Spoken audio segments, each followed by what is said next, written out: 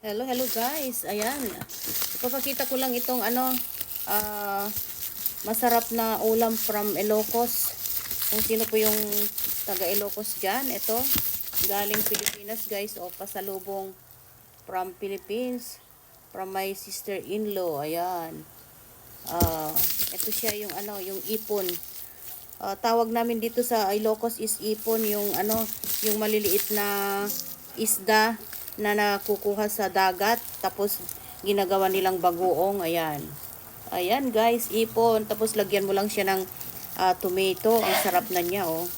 Ayan, sikat na sikat sa Ilocos ko ito, ipon. Hindi ko alam kung anong Tagalog. Basta ipon siya. Ayan guys, dali, papakita na. Ito siya, oh. Ayan guys, oh. Lagyan mo lang siya ng tomato, masarap na yan. Ayan guys. At saka meron pang ibang pasalubong guys. Ayan, from Cookie House. Assorted polvoron from Cookie House. Ayan siya. Tapos yung mga mahahaba na assorted flavor. Ito yung ube, masarap. Ayan. Ayan siya. Ayan. Okay. Ayan siya guys. Yan, masasarap po ang mga to. Ayan. Okay, from Cookies House. And then, meron din yung isa sa favorito natin. Dried mango. Ayan, sarap. Tapos, yung pinagmamalaki ng Ilocos na cornet. Garlic cornet. Ayan. Ayan, mga pasalubong. Tapos, syempre yung ipon kanina. Ayan. Masarap. Ayan, guys. Okay. Ito na siya guys, ang ipon. Ayan. At tayo ay makatikim na. Saka yung hiniwa nating tomato. Ayan. Tapos, kuha tayo ng, ayan siya guys. Ito po yung ipon. Ganyan siya. Ayan. Tapos lagay natin dito sa hiniwa nating tomato. Ang ganda oh.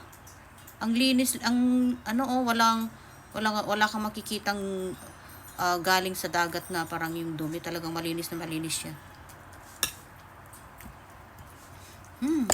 Bagoong ipon.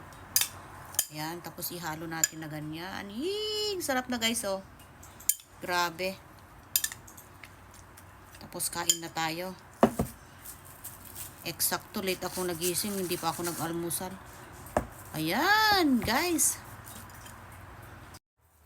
Ayan guys, ito na, kain na po tayo. Ayan na yung bagoong ipon at saka kamatis at saka yung pritong isda at Ilocanong longganisa. Ayan, vinegar with garlic longganisa guys. Ayan, ito po yung ating breakfast. Ayan na guys. Oh, sarap. Kaya unahin natin yung bagoong ipon.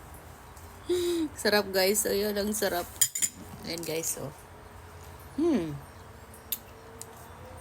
Kamayan na tayo. Magkamay po tayo ngayon. Ayan. Okay, ayan. Kain na po tayo. Hihi. Unahin natin ang ipon. Ayan. Sarap.